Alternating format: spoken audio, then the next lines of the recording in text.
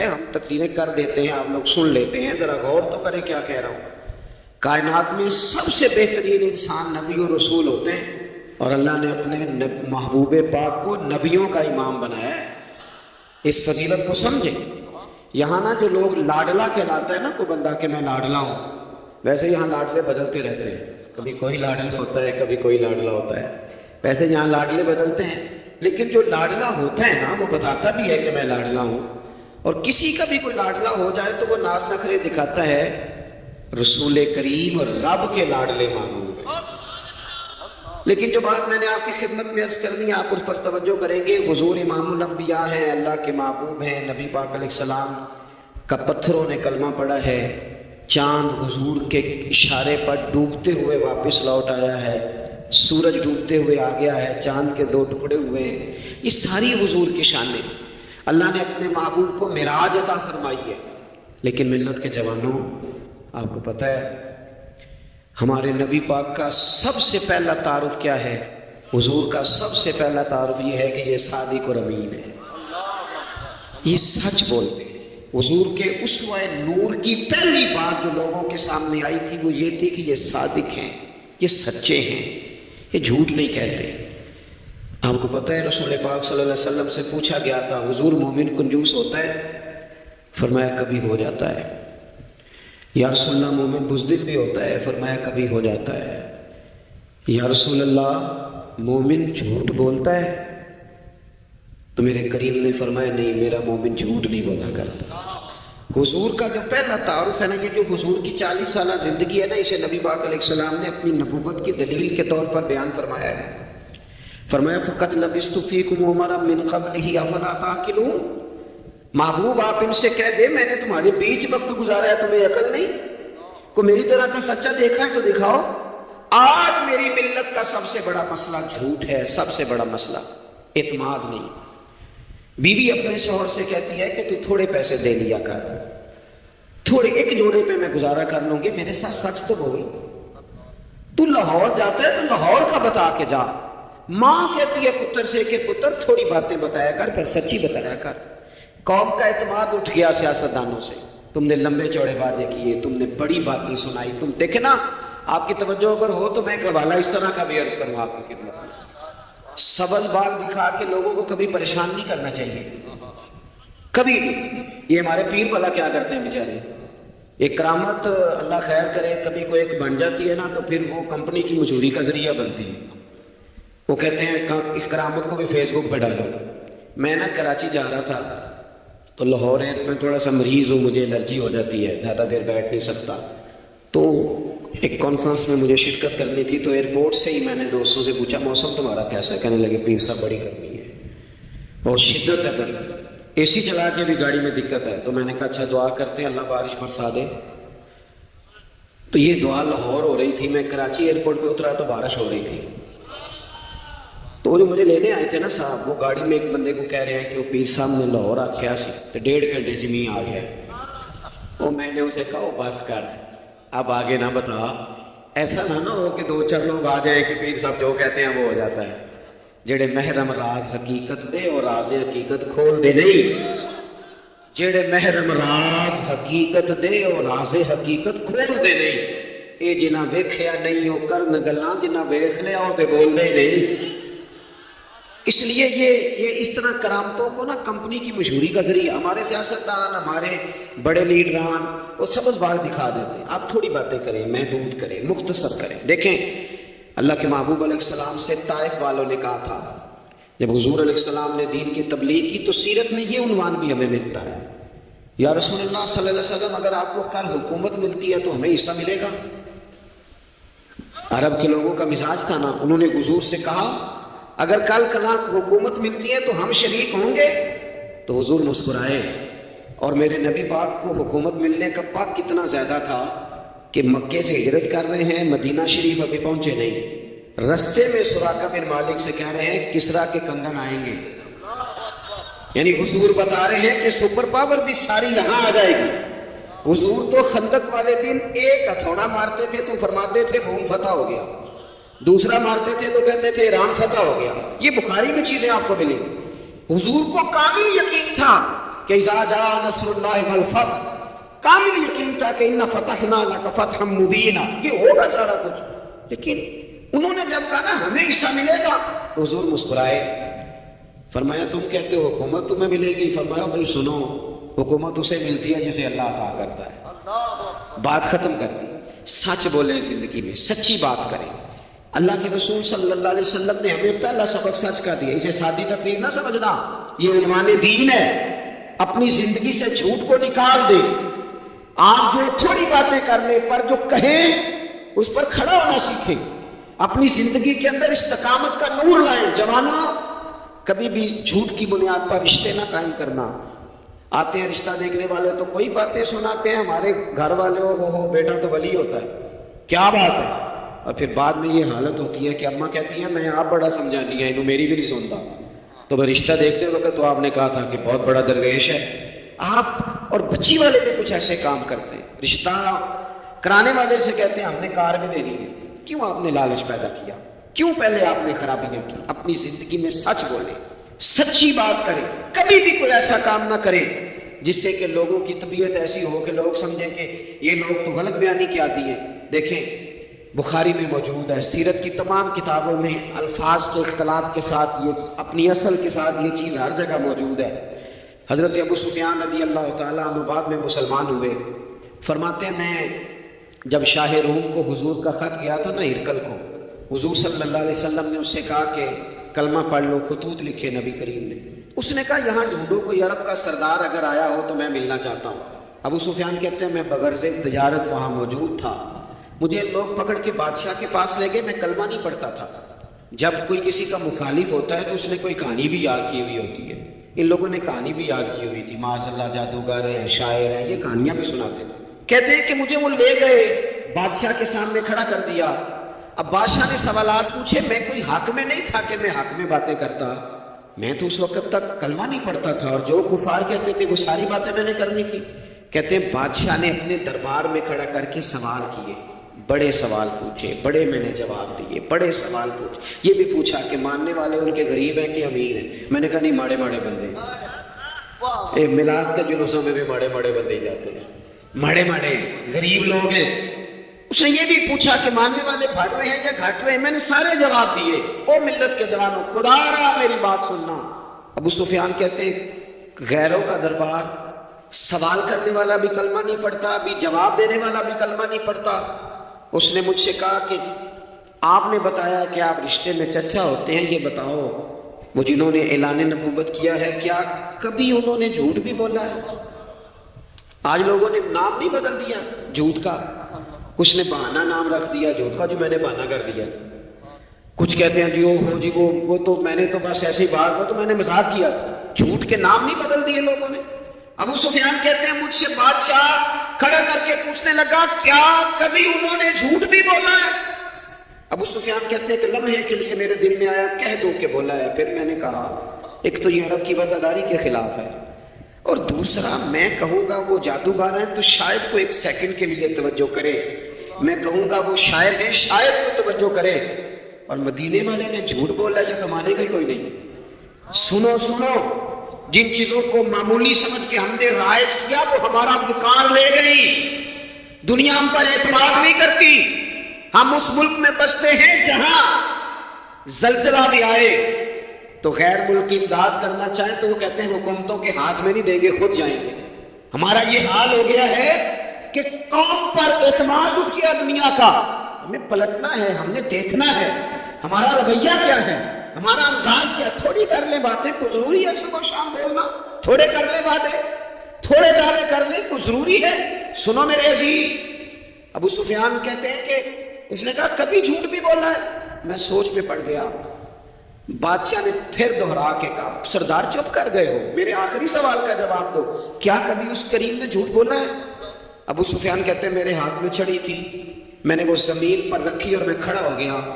میں نے کہا سردار سن، وہ میرے رشتے میں بھتیجے ہیں، میری بڑی مخالفت ہے، میں نے ان کے خلاف جنگیں لڑی ہیں، کبھی وہ غالب آئے کبھی میں غالب آیا، آج تک میں لڑ رہا ہوں، لیکن میں ایک بات تو میں ذمہ داری سے کہتا ہوں، میں غیر نہیں ہوں، وہ میرے بھتیجے ہیں، میں نے ان کو ماں کی گود میں بھی دیکھا ہے दादा के कंधों पे भी देखा है, चचा के घर में भी देखा है, खतीजा का दूल्हा बने भी देखा है, ज़ैनब से लेकर फातिमा तक बेटियों को गोद में खेलते भी देखा है, मैंने उन्हें बदर और ओहद में आते भी देखा है, मेरे सामने पैदा हुए और मेरे सामने उनके बालों में सफेदी आई, मुखालफत अपनी जगह पर मैं तुम्हें ये बात जिम्मेदारी से बताता हूं, उस महबूब की जुबान से जो भी निकलता है हाथ में साक्षी निकला करता है।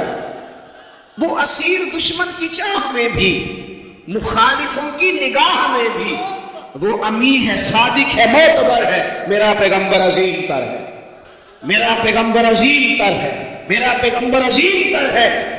अबू सुफियान कहते हैं मैं ये लफ्ज कहे तो कितने ही लोग दरबार में रो पड़े, एक सन्नाटा छा गया, कोई सहाबी नहीं वहां, कोई नारा लगाने वाला नहीं, कोई अपना नहीं, लोग रो पड़े। कहते हैं बादशाह ने चादर उठाई, कंधे पे रखी, कुछ देर सोचता रहा, फिर वो चल दिया। मैंने पीछे से आवाज दी, मैंने कहा तूने इतने सवाल पूछे, मैंने इतने जवाब दिए, कोई रिजल्ट भी तो बताना क्या निकला, नतीजा क्या है। तो बादशाह ने पलट के मेरी तरफ देखा, कहने लगा सरदार नतीजा तो निकल आया ना यार, जिस बंदों से झूठ नहीं बोला वो ये झूठ क्यों बोलेगा कि मैं अल्लाह का रसूल बन के आया। इसने ओ मेरे भाई अपनी जिंदगी में सच लाओ, खुदा हमारे घरों से लेकर हुकूमत के ऐवानों तक जरूरत सच की है, जरूरत सच की है। दूसरी बात, अपनी जिंदगी में दयानतदार हो जाए, छोड़ दे सामने वाला क्या कर रहा है। मैं अपने इस मिंबर से दयानतदार हूं कि नहीं, ये मैंने अल्लाह को जवाब देना है। मैंने जितनी इज्जत समेटी है दीन के नाम पे समेटी है, मैंने अल्लाह को जवाब देना है। हम सारा ध्यान दूसरों का रखने लग गए। हजरत ख्वाजा नसीरुद्दीन चिराग देलवी रहमतुल्लाह अलैह से बादशाह ने आके वजीफा पूछा था, हजरत को वजीफा बताए, तो ख्वाजा साहब फरमाने लगे अपना काम दयानतदारी से कर, यही सबसे बड़ा वजीफा है। अपनी जिंदगी में दयानतदारी, अमानतदारी, आप इस तरह के हो जाए कि आप जिस तरह आप समझे ना कि ये हराम जानवर है तो मेरे मुंह में जाएगा तो मुझे उल्टी आएगी। आप कभी देखे ना कि हराम गोश्त आपको बता दें, आप दो लोग में आपने खा भी लिए, लुत्फ आया, तो किसी ने कान में कहा ये तुझे भाई नहीं हुआ था, बीमार था, तो उल्टी आ जाती है कि नहीं? बोलो क्या आ जाती है? इंसान का सेहत कबूल करता है हराम खाने को? 2 किलो गोश्त पे उल्टी आती है तो 2 करोड़ रुपए पे क्यों नहीं आती? हमारे एक दोस्त हैं यूनिवर्सिटी के लेक्चरार हैं, मुझे एकदम फरमाने लगे पीर साहब अजीब बात है, एक बंदे को ना कहीं जूता पड़ा मिल गया, बड़ा कीमती था, पर एक पैर था जूते का। हमारी दयानतदारी कुछ इस तरह की है, एक पैर मिला, जूता बड़ा कीमती था, महंगा था, तो उसने उसका मालिक ढूंढना शुरू, ये किसका है, ये किसका है, ये वो शोर कर रहा है, लेकिन थोड़ा सा आगे जाके जूते का दूसरा पैर मिल गया, पर उसने मालिक ढूंढना बंद कर दिया। उसको अब उसका दूसरा पाँव मिल गया, तो अब उसने, यानी कई दयानतदार बड़े दयानतदार हैं, लेकिन दूसरों के मामले में, अपने मामले में नहीं।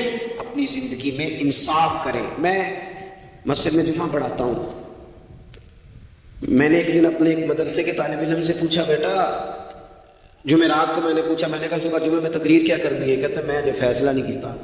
मैं क्या तू बड़ा मौलवी है ना, मैं छोटा, मैं तो जुमा पढ़ा के शाम में फैसला कर लेना भी अगले जुमे की बयान करना।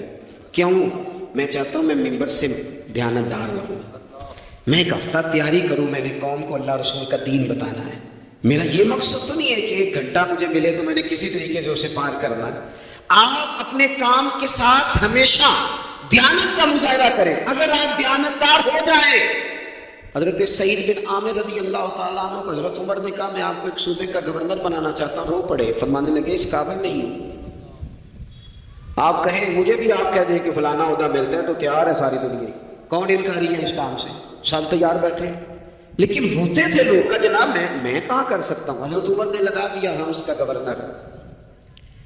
कुछ महीनों के बाद हजरत उमर तशरीफ ले गए, जाके पूछा कब कैसा है, तो पहले तो एक लिस्ट मंगवाई हजरत उमर ने, कुछ माल आया है तो मुख्तलिफ सूबों में बांटना है, गरीबों की लिस्ट लाओ। उनके सूबे की लिस्ट आई तो तीसरा नाम गवर्नर साहब का था। वो कहा तुम्हारा गवर्नर मिस्किनों गरीबों में? कहने लगे हजरत साहब जो लिस्ट बनाने वाले थे वो कहने लगे अब उनके वजूद पर जो कपड़े हैं जगह कोई नहीं बची, पेबंद कहाँ लगाने हैं। दामाने तवक्कुल की ये खूबी है कि उस पर पेबंद लगे होते हैं पर धब्बे नहीं होते, पेबंद लगे होते हैं पर धब्बे नहीं होते। हजरत उमर ने मालूमात की उनके सूबे में जाके तुम्हारा गवर्नर किस तरह का है। अर्ज की हुजूर 4 शिकायतें, یہ جمہوریت ہے۔ آج تو ہر سیاسی جماعت میں ڈکٹیٹرشپ ہے، آج کہاں جمہوریت ہے؟ آج تو آپ جتنے شاہ کے وفادار ہو جائیں گے اتنا اچھا عہدہ لیں گے، کتنا مرضی قابل بندہ ہو جماعت کے اندر، لیکن اگر وہ پورا تابع دار نہیں تو نظام نہیں چلتا، جتنا مرضی قابل ہو۔ حضرت سعید بن عامر رضی اللہ تعالیٰ عنہ 4 شکایتیں، عام آدمی شکایتیں کر رہے ہیں۔ حضرت عمر نے کہا کون کون سی؟ انہوں نے کہا جی پہلی شکایت یہ ہے کہ ہمارے گورنر، توجہ ہے میرے بھائیوں کی، انہوں نے کہا جی پہلی شکایت یہ ہے کہ گورنر صاحب صرف دن کو ملتے ہیں، انہیں رات کو بھی لوگوں سے ملنا چاہیے۔ دوسری شکایت یہ ہے کہ جب شروع میں آئے تھے تو فجر کے بعد بیٹھ جاتے تھے، مسائل سنتے تھے، اب سورج نکلنے پر اشراق چاشت کے ٹائم 8، 9، 10 بجے آتے ہیں۔ تیسری شکایت یہ ہے کہ ہفتے میں ایک دن ملتے ہی نہیں۔ چوتھی شکایت یہ ہے کہ کبھی کبھی ایسے رونے لگتے ہیں، بیٹھے بیٹھے بے ہوش ہو جاتے ہیں، تو آپ نے دیوانہ آدمی ہمیں دے دیا ہے۔ حضرت عمر فاروق رضی اللہ تعالیٰ عنہ نے حضرت سعید بن عامر کو مجمع میں پوچھا، جناب آپ پبلک کے نمائندے ہیں، آپ کو سوالوں کے جواب دینے چاہیے، بتلائیے نا۔ اور یہ پبلک کے نمائندے صرف سیاستدان نہیں ہوتے، پیر صاحبان بھی ہوتے ہیں، مسجد کا خطیب بھی ہوتا ہے۔ اگر حضرت عمر سے پوچھا جا سکتا ہے کرتا کہاں سے آیا، تو پیر صاحب سے بھی تو پوچھا جا سکتا ہے، ان کو بھی جواب دینا چاہیے، ان کو بھی بتانا چاہیے، اس لیے کہ وہی تو دعویٰ کر رہے ہیں فخر بتانے کا۔ تو حضرت عمر نے 4 سوال کہا، سعید آپ کے ذمہ 4 سوالوں کے جواب ہیں۔ تو حضرت سعید بن عامر نے گردن جھکائی، کہنے لگے پہلے ہی کہا تھا میں گورنری کے قابل نہیں۔ فرمایا اب تو بن گئے ہو نا، جواب تو دینا ہے، حضور بتلائیے۔ فرمایا پہلا سوال آپ سے یہ ہے کہ یار لوگ کہتے ہیں رات کو کام پڑ جاتا ہے اور آپ ملتے نہیں۔ تو حضرت سعید بن عامر نے اپنی داڑھی پکڑ لی، عرض کی حضور یہ ساری سفید ہو گئی ہے، بڑھاپا ہے، دن مخلوق کے لیے رکھا ہے، رات اپنے رب کے لیے رکھی ہوئی ہے۔ اگر پھر بھی کسی کو شوق ہو تو سعید بن عامر جب بھی ملے گا مسجد میں ملے گا، ساری رات بارگاہ ربوبیت کی آئے۔ او سنگیو تھوڑا مسلح بھی یار مضبوط کر لو، تھوڑا سا نا، ہم نہ تھک گئے ہیں فون سن کے۔ بہت سارے لوگ ایسے ہیں جن کے وجود نہیں اتنے تھکے جتنے دماغ تھک گئے، کمنٹس پڑھ کے، کمنٹس دے کے، رائے دے کے، بڑے بڑے باصلاحیت لوگوں کے حافظے کمزور ہو گئے۔ خدا را اپنی صلاحیتوں کو زنگ لگا لو گے۔ یہ تو جتنے لوگ ہیں میڈیا چلانے والے، ان کو تو میڈیا چلانا ہے، اور اب تو پتہ نہیں کتنے چینل اور کتنے لوگ اور سوشل میڈیا پہ کتنے، اور ادھر کتنے تو ادھر کتنے۔ خدا را کچھ وقت اگر مصلے پہ ملے تو آپ یقین کریں روح تازہ ہو جاتی ہے۔ لمبی لمبی دعائیں مانگیں، اپنے رب کو اپنے دکھ سنائیں، رسول پاک کی بارگاہ میں یہ نذرانے پیش کریں، آپ محسوس کریں گے وجود طاقتور ہو گیا۔ حضرت سعید بن عامر کہنے لگے رات مصلے پہ گزارتا ہوں۔ دوسرا سوال آپ سے یہ کرنا تھا کہ یہ لوگ کہتے ہیں کہ آپ پہلے فجر میں آ جاتے تھے، آپ اشراق چاشت کے بعد 9، 10 بجے نکلتے ہیں۔ تو حضرت سعید بن عامر نے گردن جھکائی، کہا یہ میرا راز تھا، میری پرائیویٹ بات تھی۔ کہا جناب اب تو لوگوں کا سوال ہے۔ تو آپ فرمانے لگے میرے گھر میں خادم کوئی نہیں، غریب آدمی، بیوی بیمار ہو گئی ہے، 35 سال اس وفادار عورت نے میری ڈیوٹی کی ہے، بیماری میں چھوڑ دوں تو وفاداری تو نہیں نا۔ سویرے اٹھتا ہوں، گھر کا کام کرتا ہوں، پھر بیوی کے لیے ناشتہ بناتا ہوں، اسے کھانا کھلاتا ہوں، تیاری کرتے آتے دیر ہو جاتی ہے۔ دوسرے سوال پر لوگ رو پڑے۔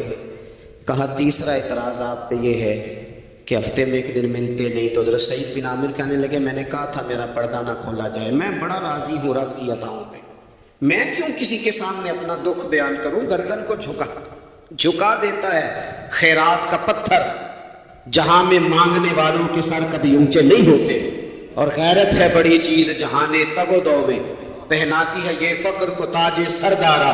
آپ موقع دیں جی، بڑی مہربانی، چھوڑ دیں تھوڑی 1 منٹ صرف جی ہمیں دیں، بولیں پیار سے جی، ناراض نہیں ہونا، آپ ہمیں موقع دیں۔ بات بھی اب تقریباً قریب ہونے کے قریب آئی۔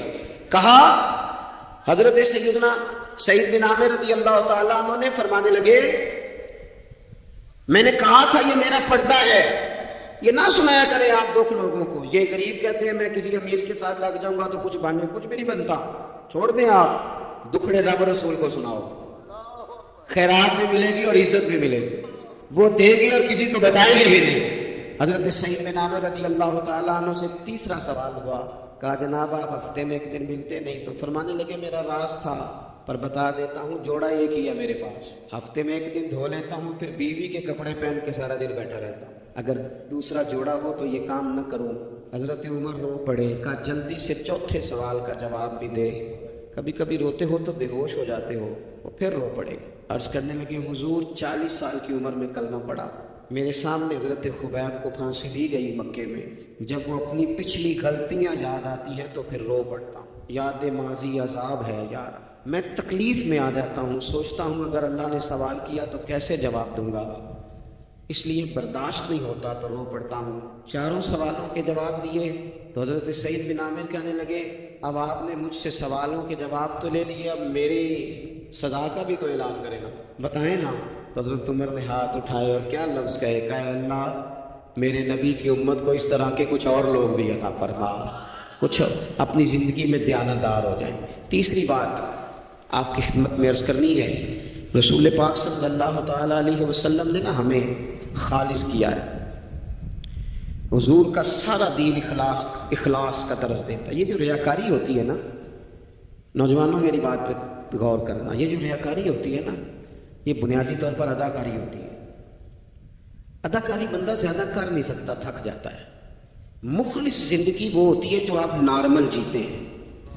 مخلص صاحب ہوتے ہیں جب آپ اپنی والدہ کے پاس نہیں بیٹھے ہوتے، آپ نے جب 5 اسٹار ہوٹل میں روٹی کھانی ہے نا تو پھر آپ کو پلیٹ کے ساتھ ٹیشو پیپر بھی ساتھ رکھنا پڑتا ہے، پھر رج کے روٹی کھائی بھی نہیں جاتی۔ رج کے کب کھائی جاتی تھی؟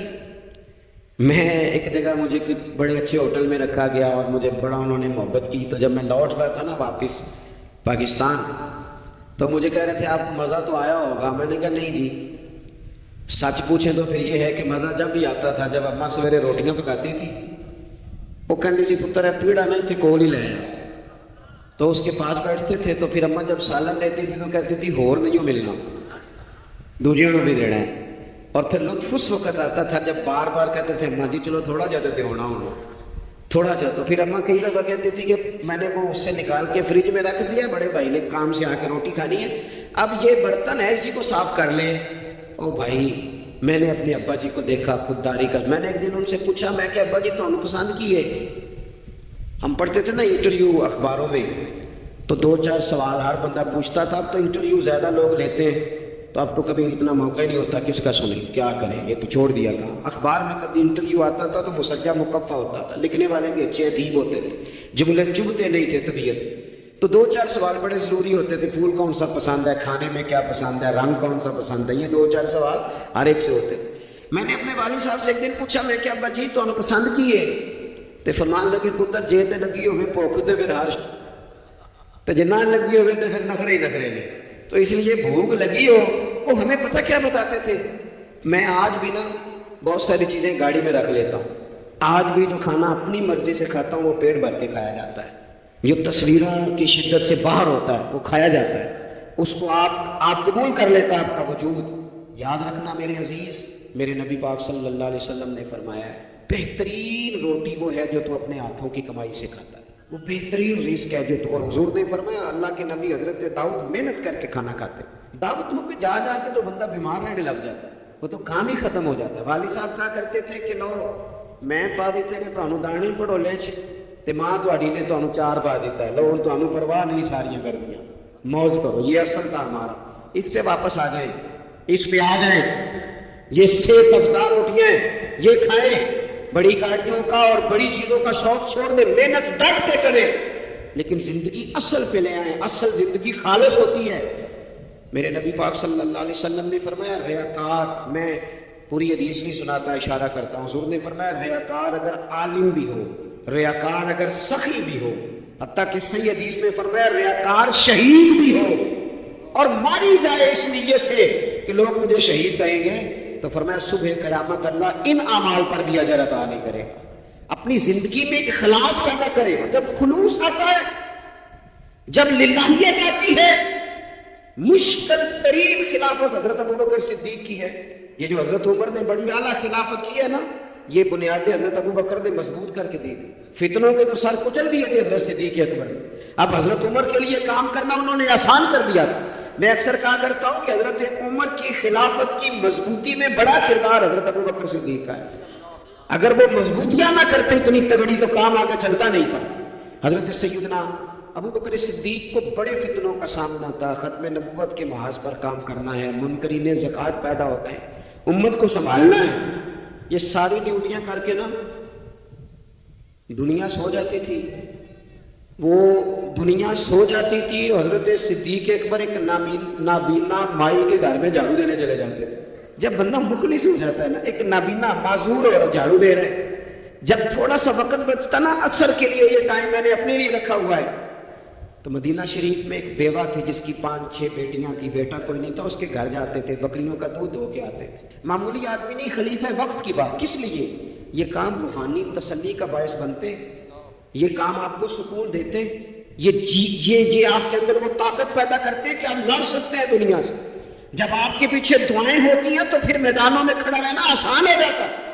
حضرت عمر فاروق فرماتے ہیں، تیسرا دن تھا جناب صدیق اکبر کے وصال کو، میں مسجد نبوی شریف میں بیٹھا تھا تو 2-3 چھوٹی چھوٹی بچیاں آ گئیں، آگے کہنے لگی چچا آپ خلیفہ بنے؟ میں نے کہا ہاں، ہمارے ساتھ چلیں گے؟ میں نے کہا پتر تمہارے ساتھ کیا ہے؟ کہنے لگے ابو بکر صدیق عصر کے بعد ہمارے گھر آتے تھے، ہمارا بھائی کوئی نہیں، باپ انتقال کر گئے، بکریوں کا دودھ دھو کے دے جاتے تھے، کچھ بیچ کے گزارا کر لیتی تھی، کچھ پی لیتی تھی، 3 دن سے میری ماں رو رہی ہے، میری بہنیں روتی ہیں، اکھاں جدوں میٹیاں زمانہ مینوں روے گا، اونج تے بے قدراں کچھ قدر نہ جاتی، کیتی خوب تسلی ہو، لیکن اکھاں جدوں میٹیاں زمانہ مینوں روے گا، اپنا تے اپنا بیگانہ بھی مینوں روے گا، جدوں نہ میں دسیا میں خانے وچ پھر جام ٹوٹ جان گے تے میں خانہ مینوں روے گا، کئی لوک رون گے تے کئی بک رون گے، گلیاں دا یانا تے سیانا مینوں روے گا۔ اور کسی نے کہا تھا میرے مرنے پہ ہر سو شور مچ جائے گا دیکھو گے، یہ رحمت کی امید لگاتے کہا، کرم کی امید، آج سے کہا، نذرانے میں کہا کسی درویش نے، کہنے لگے میرے مرنے پہ ہر سو شور مچ جائے گا دیکھو گے، کہنے الوداع سرکار خود تشریف لائیں گے۔ اور کسی نے کہا تھا کہ باب مرن دے مکھڑا میرا ہو جاوے جے تازہ، پھر سمجھ لینا محبوب میرے نے آن پڑیا جنازہ۔ تو بھائی اپنی زندگی میں اخلاص پیدا کرے، ہم نا غریب لوگ بھی امیروں سے تصویر کھنچوانا پسند کرتے ہیں، امیروں سے اپریشیٹ کرنا چاہیے محنت کرنے والے آدمی کو، جس کو پسینہ آ گیا نا ریڑھی پہ کھڑے ہوئے، وہ بڑا باوقار آدمی، اسے پسینہ آ گیا۔ میں ابھی بھی کبھی کبھی جوتا گنڈوا لیتا ہوں، چونکہ میں نے دیکھا ہے میرے ابا جی مجھے کہتے تھے لہذا جوتیوں توڑے پا کے ساری گنا لیا، تو یاد ہے، تو میں ابھی بھی چلا جاتا ہوں۔ تو ہمارے پرانے موچی ہیں، میں ان کے پاس ایک دن، وہ بڑے خوددار آدمی، 5 روپے کے 10 دے دیں نا، وہ ان کو 10 دے دے میں چوکا اپنے 5 روپیے۔ وہ ایک شاعر بیٹھے تھے نا، تو شاعر بھی بیچارے کئی اسی طرح کے ہوتے ہیں، ناراض نہ ہو جائیں شاعر، لیکن وہ کئی دفعہ نا ان کو بھی دیکھ کے لگتا ہے کہ کئی دنوں سے بیچارے نے روٹی نہیں کھائی، تو وہ موٹی چادر لے گرمیوں میں کسی چوک میں بیٹھا تھا نا شاعر، وہ بندہ جاتے ہوئے 5 روپے دے گیا، اس نے کہا یہ کیا ہے؟ کہنے لگا کھانا شانا کھا لینا، پر شاعر نے کمال بات کی، اس نے کہا یہ آرزو کرم اور میں آپ سے کروں، یہ آرزو کرم اور میں آپ سے کروں، یہ بھیک اس کو دیجیے جس کا خدا نہ ہو۔ اور میرے اعلیٰ حضرت کیا کہتے ہیں؟ کہتے ہیں کرو مت بھی اہل جبل رضا۔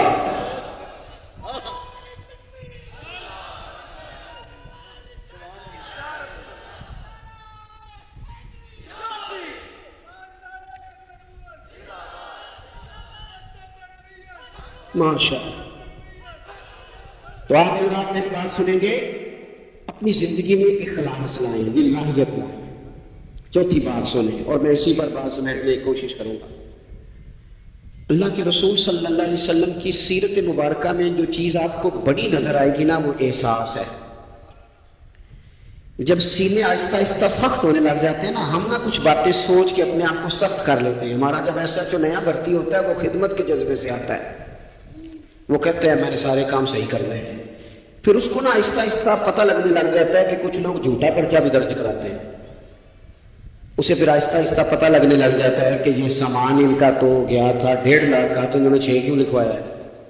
پھر وہ پھر سخت ہونے لگ جاتا ہے۔ لوگوں کو دیکھ کے سخت نہ ہو، سخت نہ ہو۔ پھر آپ کے پاس بڑی باتیں، مجھے ایک دفعہ ایک صاحب نے کہا آپ کو تقریر پہ بلانا ہے، پیسے کتنے لیتے ہیں؟ میں نے کہا دے دو کو 1.5-2 کروڑ روپیہ۔ کہنے لگے تو بہت زیادہ نہیں، تو میں کیا بکنا ہے تو پھر بندہ چاج نہ بکے گا۔ اب تیرا خیال ہے 25-30 ہزار اپنا ریٹ لگوا لے، اتنے لو ہو جائیں، سانو تک ہزارے دی لوڑ کی ہے، نالے کی لگے شہر بمول دے نال اسی اپنی بال میں سیکنے ہیں۔ میں نے بہت بڑا مدرسہ شروع کیا، باہر گلا نہیں لگایا۔ مجھے ایک صاحب کہنے لگے خیر پہ ہے تو ہم پیسے کتوں ہوندے نے؟ میں کیوں اتوں جتوں ہوندے نظر نہیں ہوندے۔ فاضل بریلوی کہتے ہیں کرو مدح اہل طول رضا، اور پڑے اس بلا میں میری بلا، میں گدا ہوں اپنے کریم کا، میرا دین پا رہا ہے نہ نہیں، اور کون دیتا ہے دینے کو منہ چاہیے، دینے والا ہے سچا ہمارا۔ میں نے تو معذرت بھی کرنی تھی، میرا خیال ہے کہ 35 سے 37 کے بیچ لوگ ایسے تھے یہاں سے جو آج صبح سے سر شام تک فون کرتے رہے کہ آپ نے چائے ہماری طرف پینی ہے، کھانا ہماری طرف کھانا ہے۔ میں ان دوستوں سے اکثر کہا کرتا ہوں جو میرے ساتھ ہوتے ہیں، میں کہتا ہوں کہ لوگ تلاش کرتے رہتے ہیں، ڈھونڈتے رہتے ہیں کہ رات رہنے کو جگہ ملے، اور ہمارا یہ حال ہے کس نام پہ؟ رسول اللہ کے دین کے نام پہ، حضور کے دین کے نام پہ اپنی زندگی میں احساس پیدا کریں۔ اگر آپ سخت ہو سکتے ہیں، کچھ بھی کہہ کے سخت ہو جائیں، کچھ بھی کہہ کے۔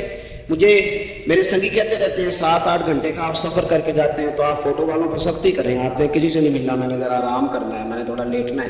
تو میں کہتا ہوں یار اپنی اوقات بھی تو ہمیں دیکھنی چاہیے، کون کسی کو ملتا ہے؟ کوئی دور ہے؟ احساس پیدا کریں قوم کا، اپنے دل میں احساس لائیں۔ جب آپ سخت ہو جاتے ہیں نا تو پھر آپ سب کے لیے ہو جاتے ہیں۔ جب بندہ سخت ہو جاتا ہے نا، تھوڑا تھوڑا نا ہمیں لالچی بنایا گیا ہے، مختلف چیزوں پہ انعام رکھے گئے، مختلف رنگوں میں لوگوں کو مختلف انداز میں قائل کیا گیا، مزاجوں میں کچھ بھرا گیا، وہ اس طرح کا ماحول بن گیا کہ باپ نے جوانی پتر کو دے دی۔ ساری زندگی وہ جو لوگ سعودی عرب یہاں سے گئے تھے 35 سال انہوں نے وہاں کمبل نہیں بدلا، جس کمبل میں انہوں نے جاتے خریدا تھا واپسی پہ بھی وہی تھا، رہائشیں یہاں بنی وہاں نہیں بنی۔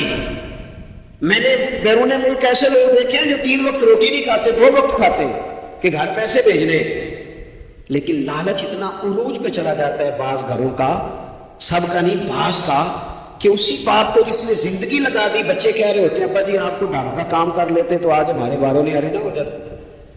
مجھے ایک بزرگ فرمانے لگے پیر صاحب بالا کو بھی عزت کران لی، اپنے دا مالدار ہونا ضروری ہے، خدا را اس سے باہر نہیں، احساس پیدا کرے۔ جب احساس آ جب قرآن مجید نے میرے نبی پاک کی شان یہ بیان کی ہے کہ عزیز علیہ ما عنتم حریص علیکم بالمؤمنین رؤوف رحیم، یہ کمال ہے، اس سے آگے کیا کوئی حاشیہ دے سکتا ہے؟ رب فرماتا ہے لوگوں تم مشقت میں پڑھو تو میرے نبی کو تکلیف ہوتی ہے۔ آپ کبھی حدیثیں پڑھیں نا تو رونگٹے کھڑے ہوتے ہیں، آپ کو درجنوں حدیثیں اس عنوان کی ملے گی کہ حضور فرماتے ہیں میرا دل کرتا ہے لمبی نماز پڑھاؤں، نماز اللہ کی، دل حضور کا کرتا ہے، فرمایا دل کرتا ہے لمبی نماز پڑھاؤں، لیکن پیچھے سے کسی بچے کے رونے کی آواز آتی ہے، کسی بوڑھے بیمار کا خیال آتا ہے، میں نماز چھوٹی کر دیتا ہوں۔ حضور فرماتے ہیں میرا دل کرتا تھا ہر وضو کے ساتھ مسواک ضروری قرار دے دوں، پر تمہیں تکلیف ہوگی، نہیں ضروری قرار دے۔ آپ احساس کی شدت کو دیکھیں، فرمایا میرا جی چاہتا تھا کہ میں تہجد اپنی امت پہ ضروری قرار دے دوں، لیکن میں نے اپنی چاہت نہیں دیکھی، غلاموں تمہاری نیند دیکھی ہے۔ وہ دوستوں اتنا احساس، دشمن جب قابو آتے ہیں نا، میں نے ایک اور بھی عرض کر دی ہے چلتے چلتے، جو سیاسی فرقہ واریت ہے نا آج ملک کے اندر، آپ جس جماعت کو ٹھیک سمجھا آپ نے آپ وہاں چلے گئے، جس نے جس کو ٹھیک سمجھا، لیکن ہم سب سے پہلے مسلمان ہیں، اس کے بعد پاکستانی ہیں۔ ہمیں اخلاقیات کا دائرہ کبھی نہیں چھوڑنا۔ اختلاف کے بھی آداب ہوتے ہیں، اختلاف جس سے بھی کریں دلیل کی حد تک کریں، اس کی ذات تک اتر کے نہیں۔ مہذب قومیں یہ کام نہیں کرتی۔ حضرت ابو ایوب انصاری نے حضرت عمر سے اختلاف کیا اور سخت کیا، کہا جناب یہ آپ نے، حضرت عمر کو بات کرنے لگے تو حضرت ابو ایوب انصاری کھڑے ہو گئے، کہنے لگے یا حضرت ابو ذر غفاری کھڑے ہو کے کہنے لگے نہ آپ کی بات مانیں گے نہ آپ کی اطاعت کریں گے۔ فرمایا میں نے کیا کیا ہے؟ تو کہنے لگے چادر تو ایک ایک بنی تھی، تو آپ نے اسی چادر کا کرتا اسی کا تامت کیسے بنا لیا؟ حضرت عمر فاروق نے انہوں نے سوال کیا تو حضرت عمر نے دلیل دی، فرمایا میرے بیٹے سے پوچھ لو۔ حضرت عبداللہ ابن عمر کہنے لگے کہ چادر جو کہ مجھے بھی ملی تھی میں نے اپنے ابا کو دے دی، لہذا کرتا بھی بن گیا۔ اور اب ہمارے یہاں نا دلیل ملنے پر بھی لوگ اعتراض نہیں چھوڑتے، جو کہ ذاتی ہوتا ہے نا، دلیل تک تو اختلاف ہوتا نہیں۔ او میرے بھائی، اختلاف کے بھی آداب ہونے چاہیے۔ تو کسی نے کہا تھا کہ تعلق توڑ دینے کے بھی کچھ آداب ہوتے ہیں، کسی کو چھوڑ دینے کے بھی کچھ آداب ہوتے ہیں، اور کسی نے کہا تھا کہ قاتل کو کوئی قتل کے آداب سکھائے، دیکھو دستار کے ہوتے ہوئے سر کاٹ رہا ہے، کوئی ایک چیز چھوڑ دے۔ ہمارے ہاں اتنی شدت ہو گئی اور بچے ہمارے ورکر سیاسی جماعتوں کے خدا رہا، آپ نے یہی بسنا ہے، یہی رہنا ہے، یہ آپ کے اپنے لوگ ہیں، مہربانی کریں آپ ضرور ہائی لائٹ کریں کسی کی غلطی، لیکن دائرہ تہذیب کبھی نہ چھوڑیں کبھی۔ میں نے تو ایک دو اینکر ایک دو دفعہ ملے، میں نے ان سے کہا مہربانی کریں آپ کیا مزہ لے رہے ہیں آپ قوم کو تقسیم کر کے، خدا نہ کچھ سوچیں۔ آپ کا شوگر لگا ہوا ہے کہ یہاں غریب کا یہ حال ہے کہ یہ ابھی عید آ رہی ہے نا، ہم نے بھی کچھ نیکیاں بند کر دی ہیں بعض چیزوں پہ۔ یہ رمضان شریف گزرا نا، میرے جیسے آدمی کو لوگ نیک سمجھتے ہیں اور اپنے دکھڑے سناتے ہیں۔ یہ رمضان گزرا ہے تو بیٹیوں کی شادیاں شروع ہوئی ہیں، اب لڑکوں والے تو نیک ہو گئے، اب تو وہ جہیز ہی نہیں مانگتے۔ یہ خبر پتہ ہے آپ کو؟ منڈے والے داج وغیرہ چھڑتا جی وہ نیک ہو گئے، وہ کہتے ہیں اسی تہاڈے کو جہیز نہیں لینا، بس 600 بندے کی روٹی پکانی تسی تے صحیح پکانی جی منڈے دے 11 ایکو باری ہو گئے، کبھی نہیں روٹی کھائی لڑکے کے دوستوں نے اپنے گھر۔ رمضان میں کھل کر سخاوتیں کرنے والوں رمضان کے بعد بھی سوچا کرو، اور راشن بنڈن والے لوگوں عیدوں بعد بھی بھوک لگ دیجیے، عیدوں بعد بھی بھوک لگ دیجیے۔ رمضان میں ثواب زیادہ ہے لیکن سخاوت تو سارا چاہیے۔ تو کچھ چیزیں ایسی ہیں ہمیں حضرت سیدنا عمر فاروق نے جب جواب دے دیا نا کہ اس طرح ہے، اب اختلاف دلیل تک تھا، اختلاف دلیل تک تھا، تو حضرت ابو ایوب انصاری اٹھ کے کھڑے ہو گئے، اعتراض کیا، جواب مل گیا تو پتہ کیا فرمانے لگے، کہنے لگے عمر رب تجھے میری طرف سے بہتر صلہ دے، اب تو حکم کر، ہم سنیں گے بھی اور تیری اطاعت بھی کریں گے، اب ہم آپ کے پیچھے چلے گئے امیر المومنین۔ تو دلیل تک رکھیں چیزوں کو، دلیل مل جائے تو بات کو ختم کریں۔ تو میرے بھائی احساس اپنی طبیعت میں جب ہم پیدا کرنے لگیں گے، احساس بڑی مشکل ہے غریب کی زندگی۔ امیر تو دوستی امیروں سے لگا لیتا ہے، جب انسان اپنی گاڑی میں سفر کرتا ہے تو پھر وہ کرایہ 5 روپے بڑھ گئے تو اسے تکلیف کوئی نہیں ہوتی، کیونکہ اسے پتہ ہی نہیں۔ بہت سارے امیروں کو تو پتہ ہی نہیں کہ گھی مہنگا ہو جائے تو گھر کے بجٹ پہ بوجھ کتنا پڑتا ہے، ان بیچاروں کو تو پتہ ہی نہیں، تو وہ اس احساس کو کیسے پیدا کریں گے؟ وہ نہیں کر سکتے، اس کے لیے وہاں سے گزر کے آنا پڑتا ہے۔ رسول پاک کی زندگی میں جو احساس کی شدت ہے اسے آپ سمجھیں۔ دشمن جب ہتھے چڑھتا ہے تو پھر، اور دشمن بھی سخت گیر قسم کا ہو تو بندہ اسے چھوڑتا نہیں۔ لیکن حضرت انس بن مالک فرماتے ہیں کہ یہ جو لوگ بدر میں آئے تھے یہ کوئی پھول لے کے نہیں آئے تھے ہاتھوں میں، گجرے پھولوں کے لے کے نہیں آئے تھے، تلواریں لے کے آئے تھے، اور پوری انہوں نے جنگ لڑی، 14 صحابہ شہید کیے، لیکن جب ان کو لا کے باندھا گیا نا مدینے میں تو غصہ تھا صحابہ کو، کس کس کے ہاتھ باندھے۔ حضرت عباس بھی تھے، جب وہ ہائے ہائے کرتے تھے نا مخالف تھے، توجہ ہے میری بات پر؟ او بھائی، جو پیار بیٹی پہ آتا ہے وہ بہو پہ بھی تو آنا چاہیے، اس پر بھی تو وہ بھی تو کسی کی بیٹی ہے نا۔ اگر تجھے اپنے بیٹے کی دھوپ تنگ کرتی ہے تو ملازم کے پتر اگر دھوپ میں کھڑے ہیں تو وہ بھی تو تجھے احساس ہونا چاہیے، ورنہ خود غرض ہو جائیں گے ہم۔ بات ختم کر رہا ہوں، غور کرنا۔ حضرت انس بن مالک کہتے ہیں میں مسجد نبوی شریف میں حاضر ہوا تو بے چینی کے عالم میں کبھی حضور ادھر جاتے تھے، کبھی ادھر آتے تھے، کبھی ادھر جا، یا رسول اللہ کیا ہوا؟ یہ وہ لوگ تھے جنہوں نے ستایا تھا، آج باندھا ہے، حضور کیا ہوا؟ تو نبی کریم فرمانے لگے تم نے رسیاں زور سے باندھ دی ہیں، یہ ہائے ہائے کرتے ہیں مجھے نیند نہیں آتی، ان کی رسیاں ڈھیلی کر دو۔ عزیز علیہ ما عنتم، حضور کے سینے میں درد رہا، وہ درد کبھی حضور کو طائف لے جاتا، کبھی کہیں، اور وہ درد کی وہ پیار کی شدت اتنی تھی کہ جب بڑی تکلیف دی نا میدان احد میں اور دانت مبارک شہید کر دیے تو حضرت صدیق اکبر نے کہا یا رسول اللہ دعا کریں یہ تباہ ہو جائے، تو ہاتھ اٹھائے نبی پاک نے، دعا کیا کی؟ کہا اللہ انہیں ہدایت دے دے، انہیں پتہ ہی کوئی نہیں یہ کیا کر رہا ہے۔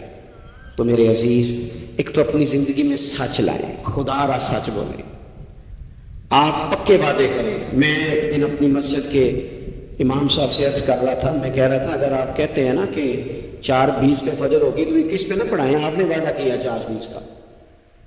قوم کو تو انتظار کرنا چاہیے 1-2 منٹ، کوئی حرج نہیں، لیکن ہم جو وعدے کرتے ہیں ہمیں پورے کریں، سچ بولیں، دیانتداری کا مظاہرہ کریں، زندگی خالص گزاریں، جس کے ساتھ بھی وقت گزاریں اس کی خیر خواہی کریں، مخلص ہو جائیں اور اپنی زندگی احساس والی کریں. امام غزالی فرمایا کرتے تھے تو بانٹنے کا ارادہ کر، رب بانٹنے کی توفیق بھی دے دے گا. تو پروگرام تو بنا.